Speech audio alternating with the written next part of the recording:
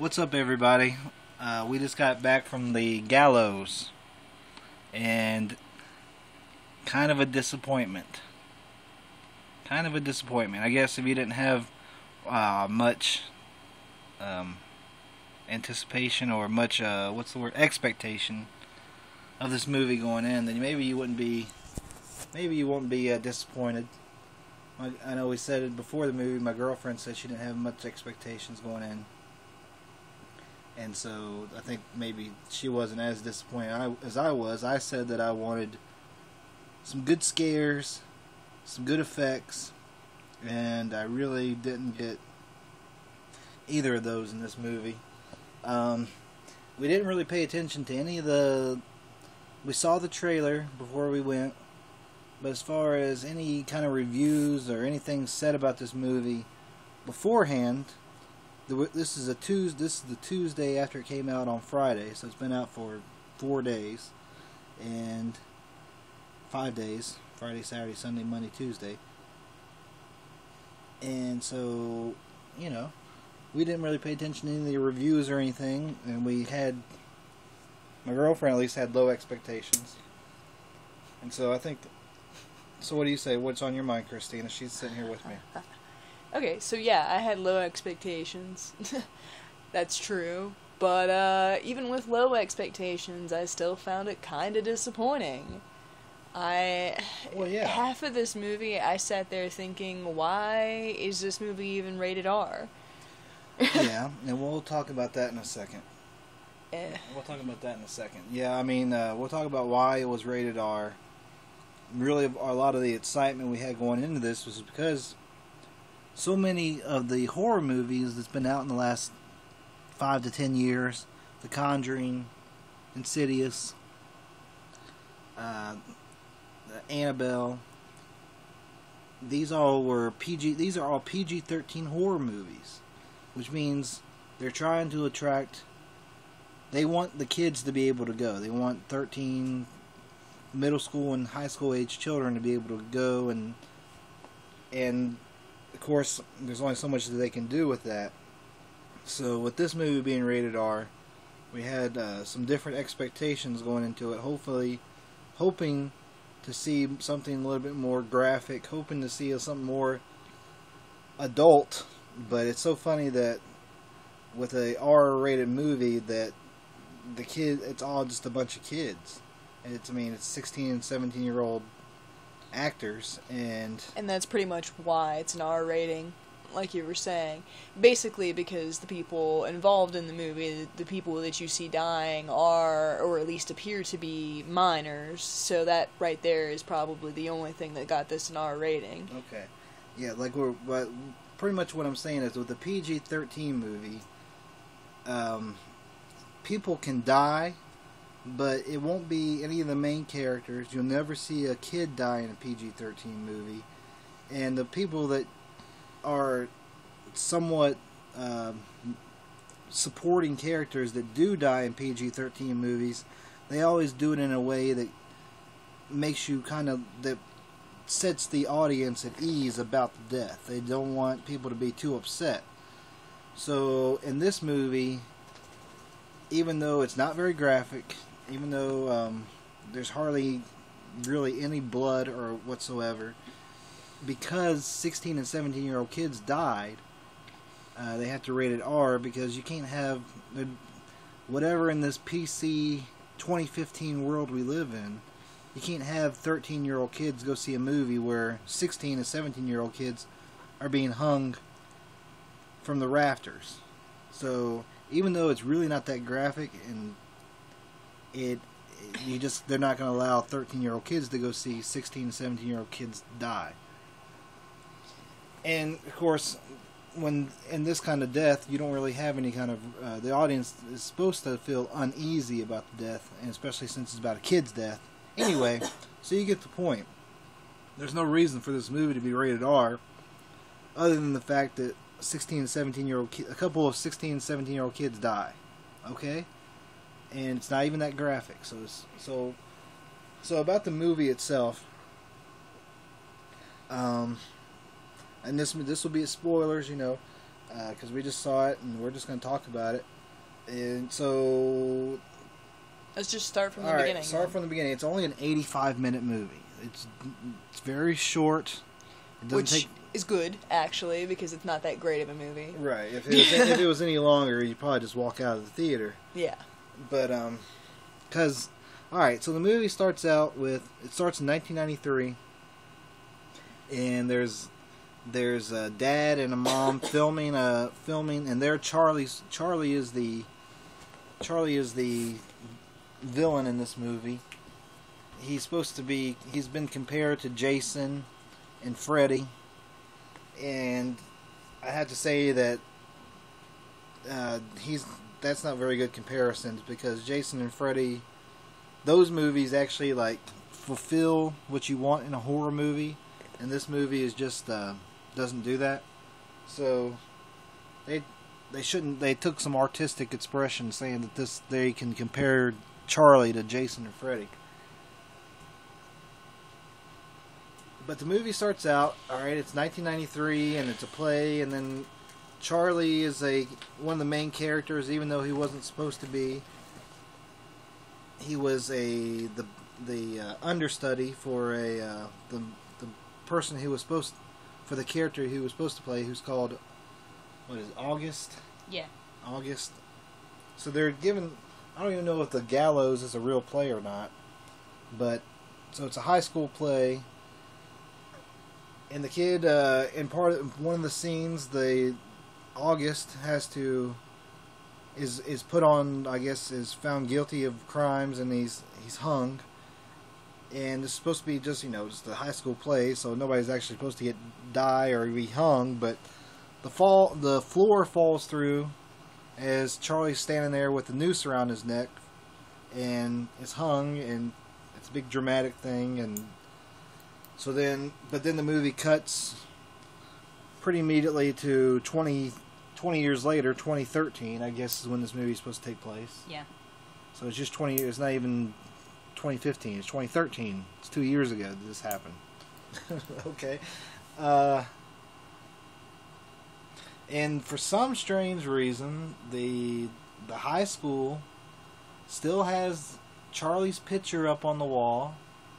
And now, 20 years later, they're gonna do the same. They're gonna do the same play that Charlie died in. So yeah, which, let's be honest, that's kind of creepy. That would that would never really happen in real life. That would never really happen. And oh, by the way, they would take down the photos of the dead kid. If anyone ever thinks that's a good idea, And no, it's not. Don't do that.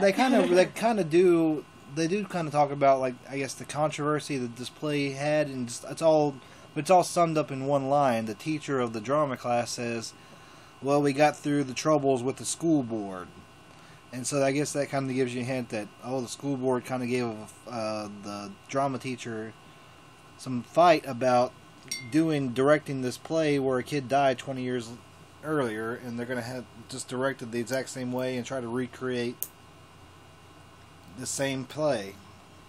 Okay, so then we're introduced to, and the thing about this movie is it's all filmed from a camera, from like one single camera or maybe two camera phones. Multiple camera. Yeah, there's camera phones. A couple camera phones and an actual camera, but it's all shot from the perspective of a person holding a camera, like the Blair Witch Project. Yeah, very Blair Witch. Right. Well, we can talk about that for a minute, actually.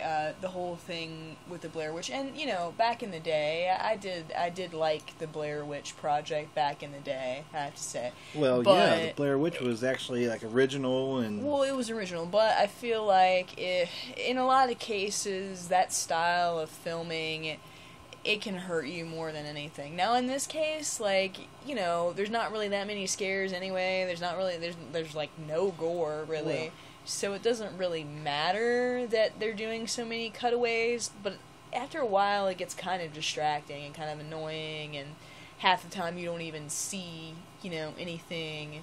Well, the director, they do a lot of things where, like, the camera will pan away and then pan back, and the scene will be different. Like, and like the main trailer, you have the girl saying, "We're sorry, we didn't mean to do this," or whatever she is, and she's all teary-eyed and snot running down her nose.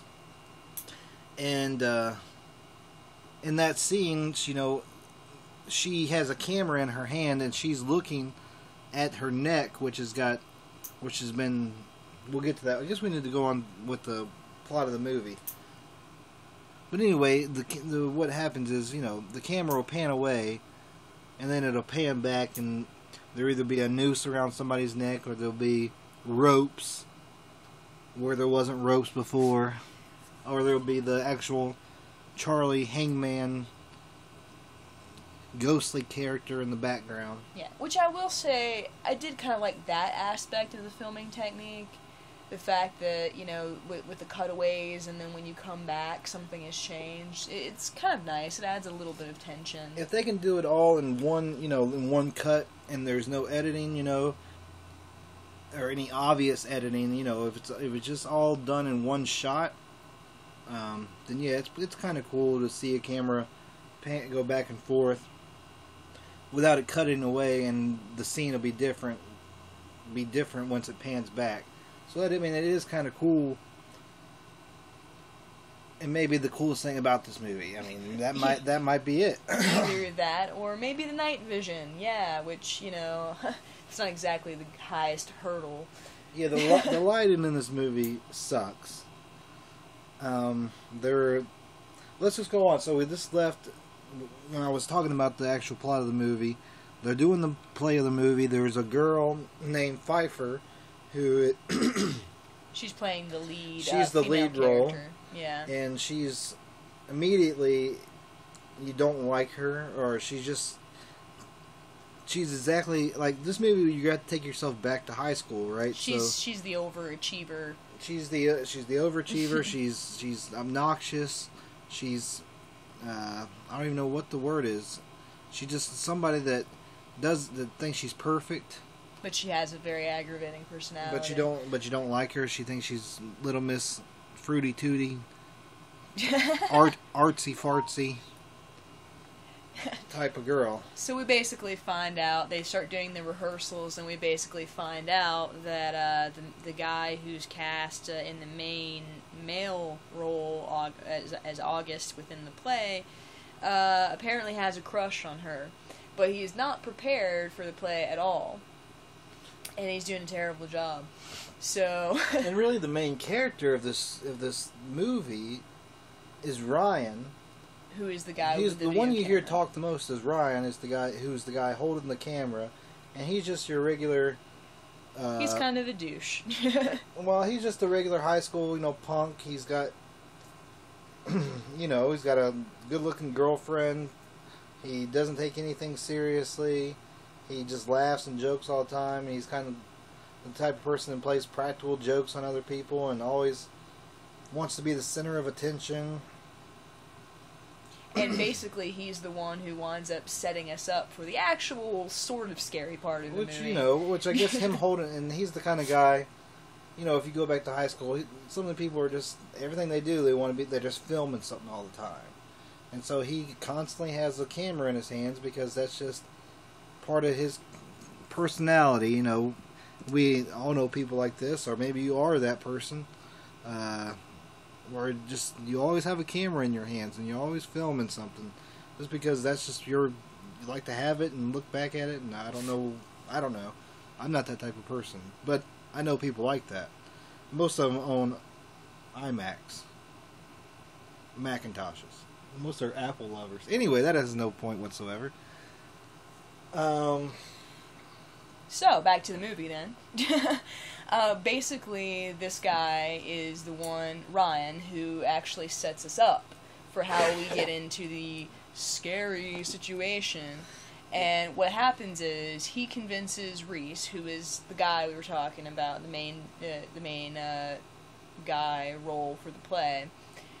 He's friends with Reese. He convinces Reese that since he sucks so badly at acting, that they're going to break into the school that night before the play, and they're gonna basically destroy the stage so that the play doesn't happen.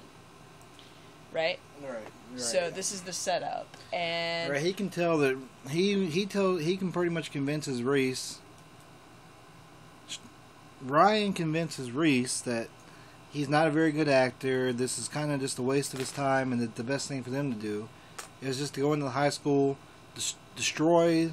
They find an open door, and this is what gives Reese the idea that it's so funny. He's named Reese, and we just got watching The Terminator. Anyway. So Reese and Reese, Ryan, he thinks, all right, let's go through the open door. Let's come in here and let's just be high schoolers and just destroy all this, and then the play won't be anymore, and that'll get Reese out of the situation. So, and he'll also be able to comfort. What was her name again? The main girl? Pfeiffer. He'll also be able to comfort Pfeiffer when she's so devastated that her beloved play has been ruined. So, here we go. Ryan's girlfriend gets in on the action because she wants to help, destroy the set and everything. So, they go. Okay, now we're to the actual supposedly scary part of the movie. Yes, the entire first half, maybe more, I think, of the movie is basically a bunch of ridiculous teenage drama that served little to no purpose. It could have maybe all been done in about 5 minutes. There's so much stuff that happens that has nothing to do with anything. Like, Ryan antagonizing one of the theater kids. It had nothing to do with anything except to maybe add a little foreshadowing with some of the ropes and things in the back, but it really didn't accomplish very much. Right, and Ryan's girlfriend is named Cassidy. That's right, yeah. And alright, so they go into the high school and they start destroying this. They go into the high school.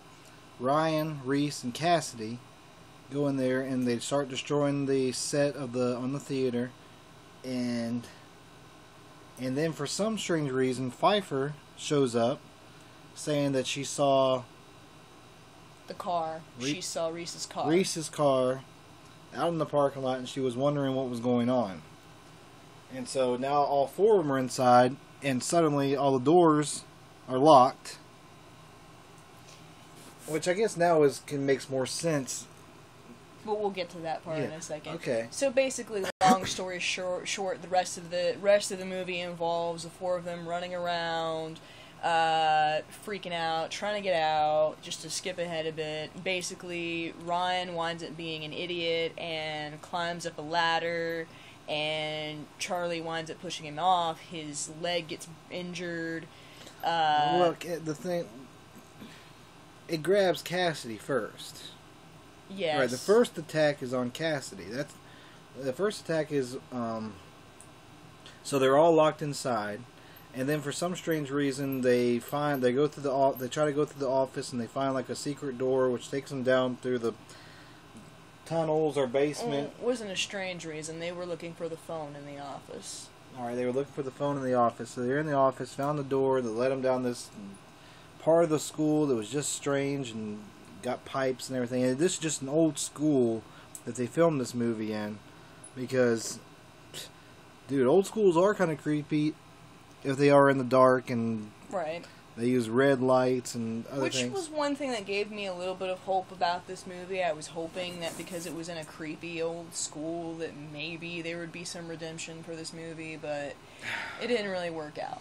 But anyway, so they go to the back room of this office, and there's a TV playing, of course, with a VHS tape, or a VCR. There's actually no tape in the VCR, but it basically plays a video of what happened to Charlie, some of the newscast, and so on. So they start freaking out because they don't know what's going on, obviously, and then this is when they start to get separated.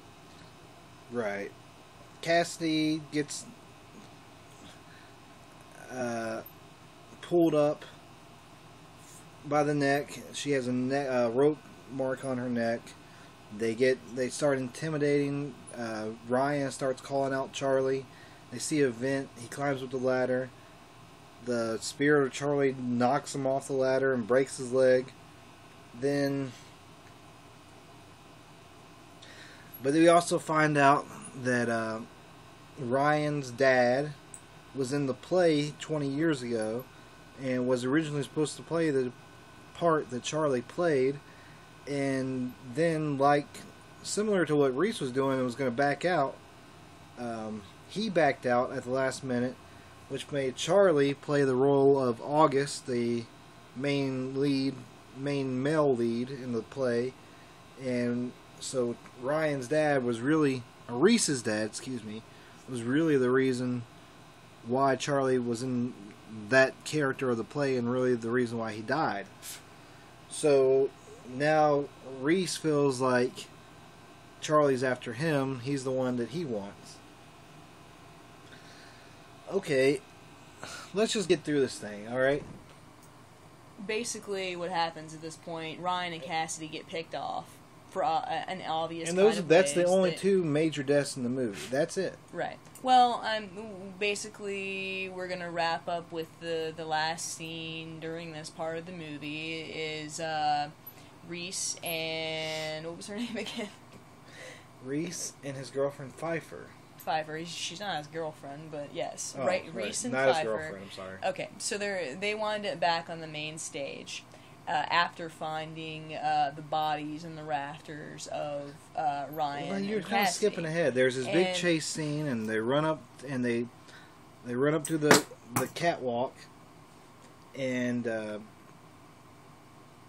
I'm skipping ahead because we've spent 20 minutes on the plot now. We need to get to the end of it. So they find the bodies. They go down to the first floor because they're trying to. They pull the fire alarm, so they're trying to find the cops that they think are down there because the alarm is stopped at this point. So they're back on the stage, and they realize that what's happening basically is Reese believes that Charlie wants to kill him, so they act out that part of the play where Reese is supposed to die. So he allows himself to be hanged, thinking that it's going to save Pfeiffer. And then that is basically where the scary, most of the scary part of the movie is pretty much over at this point. And we do get this one thing that's kind of creepy. Pfeiffer starts acting like a lunatic, basically, and continues on with her lines, even though he's telling her to run away to safety.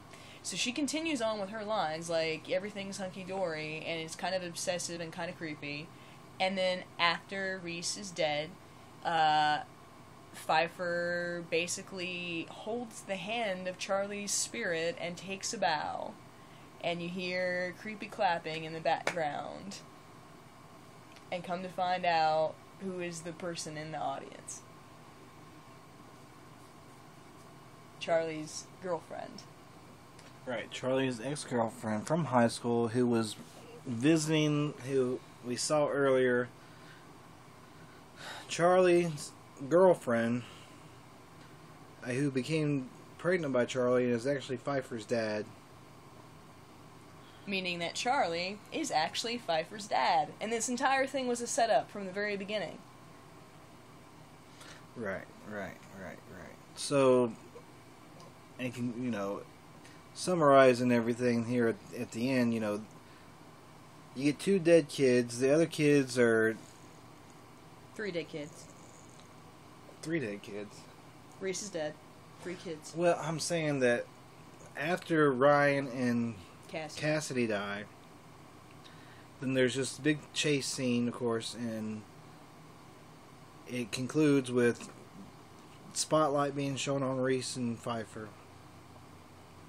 And for some strange reason, they feel the need to act the play out. Instead of, this is my question, right before that scene, Reese had walked out the door. For some strange reason, one of the doors had opened. But he thought Pfeiffer was right behind him. He walked out the door, then he walked back in, and she's there, and they start acting the scene out because the Charlie or whatever shines the spotlight on him. But wasn't the door still open? Yeah, the door was open. The whole point of that, I think, was basically to be kind of a mind fuck for Reese. It's basically, here's the door, it's open, here's your freedom. And he goes out the door. He thinks Pfeiffer's right behind him. But she's not. And well, keep in mind, though, that Pfeiffer's in on this. There's nothing wrong with her. She's totally fine. But you start hearing her, like, acting like she's choking, and, you know, she's trying to get Reese to help her. But there's nothing actually wrong. She's just the bait to pull him back in. After giving him that window to escape, he feels compelled to come back and save her. Was he under some kind of mind control when he hung himself? Not. No, he did that voluntarily because he thought he was doing that to save Pfeiffer. This is another reason why I think this movie isn't good. It's like, alright, so you try to live during this whole movie, and you run away from Charlie and everything, and you get outside the door, and you come back, and 2 minutes later, you're hanging yourself voluntarily?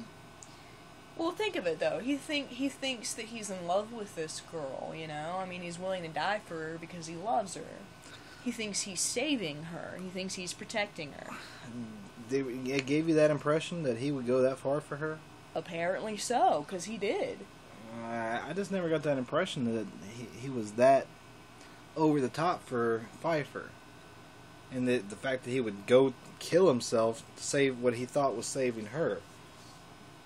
Well, you don't necessarily have to be in love with someone to be willing to protect them to that extent either. And it's like, alright, and then Pfeiffer's mom is in the audience, and she's the one that gives the applause. Where does she come from?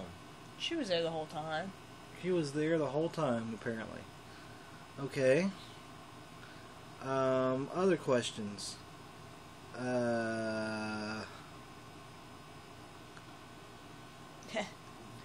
It's like, in a school, there was no way out. There was no windows or anything to get out.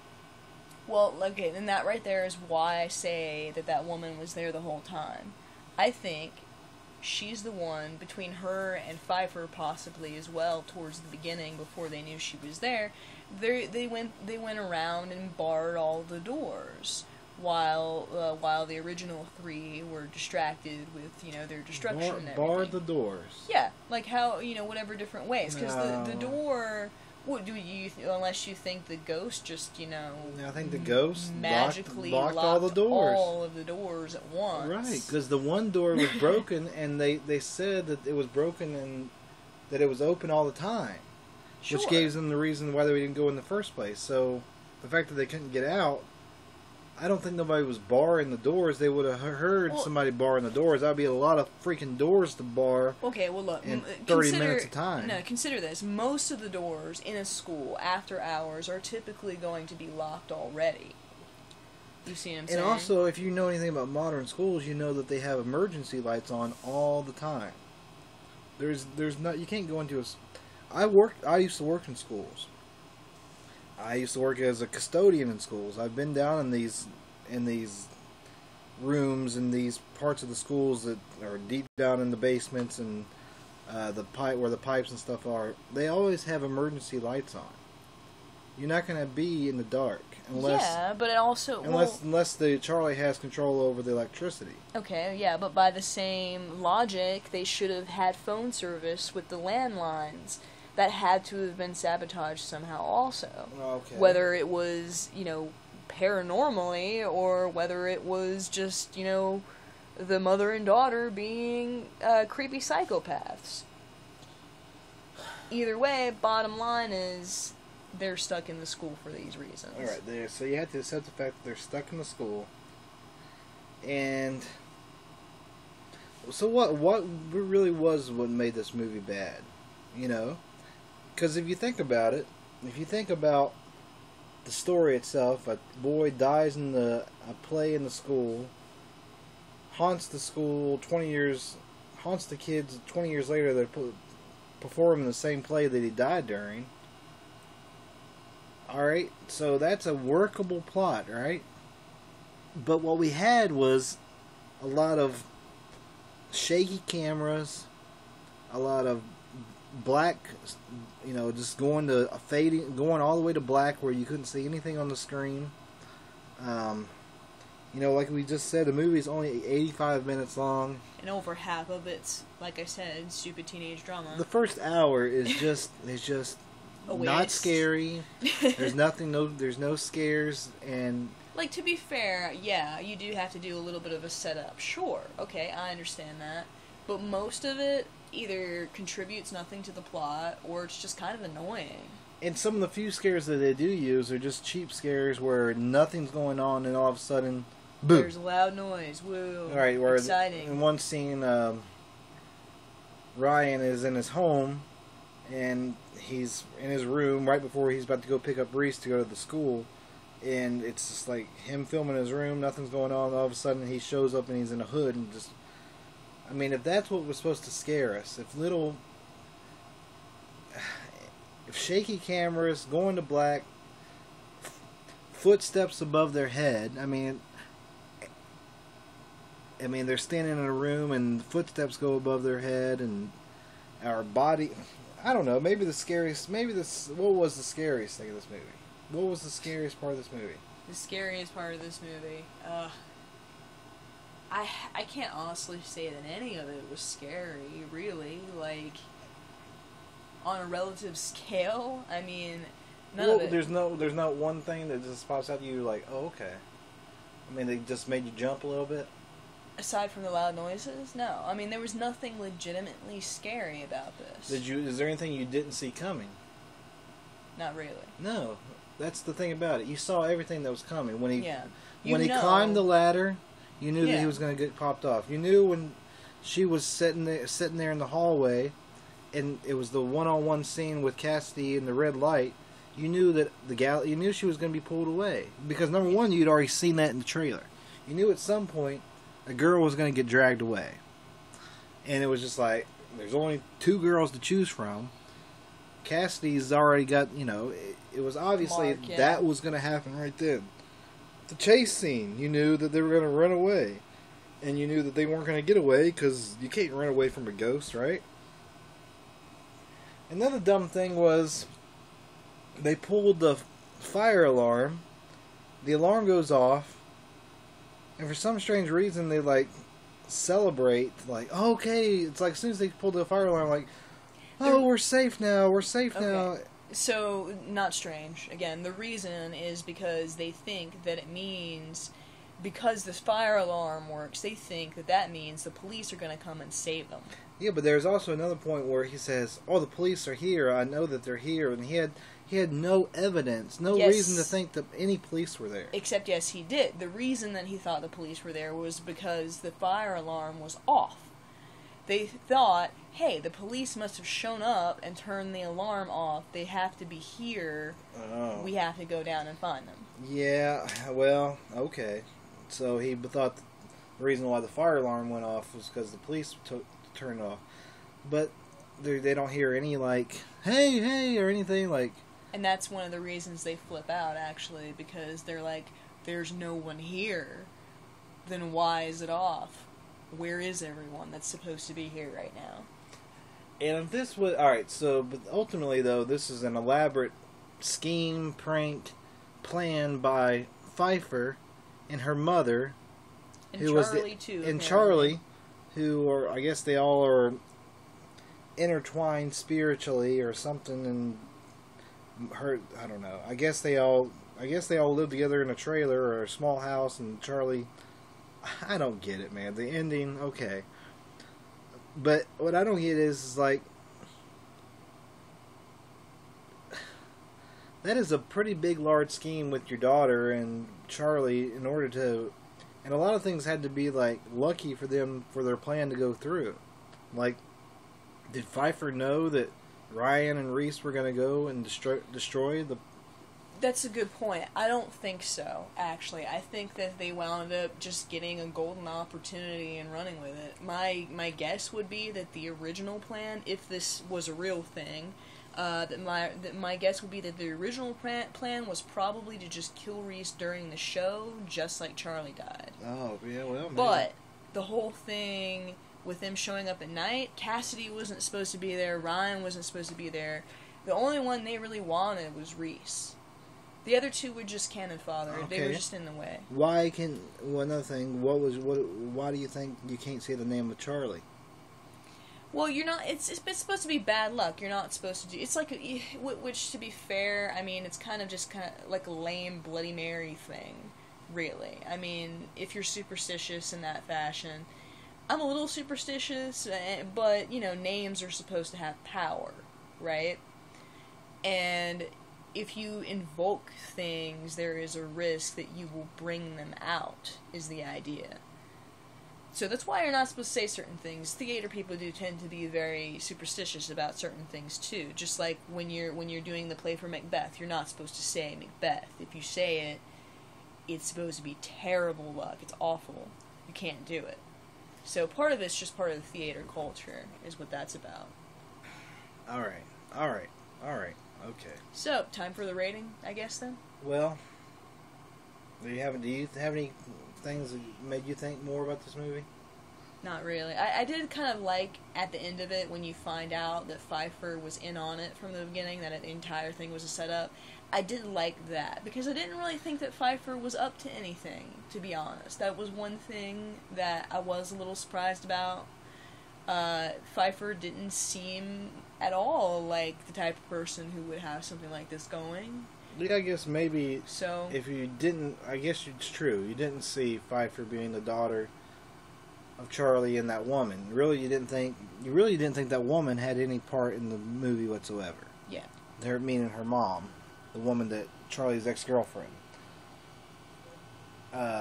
Yeah, you didn't think she was going to have a part in the movie, but I guess really her role was bigger Than we realized until the very end. Right. You don't really realize until like the last 2 minutes or so of the movie when you see her and she's on the bed, like watching the TV. So this movie really, it could have been better. And they're together.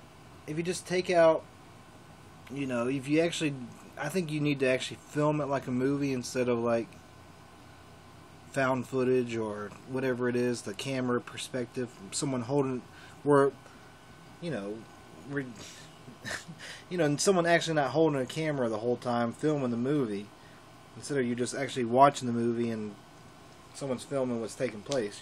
That might have helped. Film it like an actual movie. The other thing that I think would have helped, the thing that's disappointing to me about the fear aspect of it, right? These kids get dragged off, the first two. We finally get to see Reese actually die. But it would have leveled things up a bit if we'd actually seen what happens to Cassidy and Ryan after they get dragged off. They just get dragged off. You don't see them again until they're already dead. Right. I mean, it could have been cool to see. It would have been cool to see them, like, if we're a rated R movie, it would have been cool to see, like, Charlie, like, take him somewhere and, like, torture him or something. At least maybe it would have been worthy of an R rating at that point. I mean, something to play on your mind to make you actually like, oh God, I'd hate to be around Charlie. Something to actually make you afraid of him. Yeah. Instead, you just feel like, just stay away from that school and you'll be all right, or just don't say his name and you'll be okay, or something like that. Or don't be related to Reese's dad and you'll be okay. Yeah, don't be related. Yeah, don't be the son of the person who was supposed to play his part and you'll be okay. It's just like, there's no reason for you to fear Charlie. Jason, Freddy Krueger comes to you in your dreams. I feel like there's reasons to actually fear those characters, and when they actually make a rated R movie worth a rated R movie. So let's talk then about our own ratings. I have to say, in this case, for once anyway, this doesn't happen very often, but for once, I basically agree with the critics. I did not think this was a very good movie overall. It was pretty mediocre across the board. It didn't have very much going for it, just like those couple of things that we mentioned. There's a lot of missed opportunities, a lot of wasted effort in this movie. So, honestly, I would give this like a 4.5 out of 10. Alright, 4.5 out of 10. It wasn't complete and total garbage, but it was incredibly mediocre. Okay, this is what I'll say.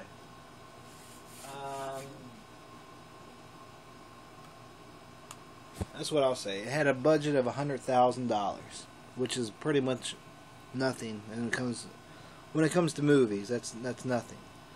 So they took the $100,000, they made a movie, and I think they did an awesome job of like selling this movie. Because I was looking forward to watching this movie. I was looking forward to see what exactly would be rated. And then once it was rated R, I was like, okay, let's see something that will actually be worth the rating. And so it took $100,000 and they hyped it up and really gave you about $100,000 film. So the movie, if you want to watch it on a, as far as a scary movie, if you want to watch it in the dark on a Saturday night or on Halloween or something, maybe it'd be the right time to do it. This probably be a good October movie if you just have time to waste. But otherwise, there's really... Wait for it to come on pay-per-view. There's not much... not pay-per-view. I'd wait for it to come out on fucking Sci-Fi or something. No, something free. Something free. Something on just regular cable. No, you don't have to pay no premiums. No, but alright. 4 out of 10. Just watch it if you want to. Watch it on Halloween night. Or watch it during Halloween season. Save a much better movie for Halloween night. And, alright. The Gallows. Peace.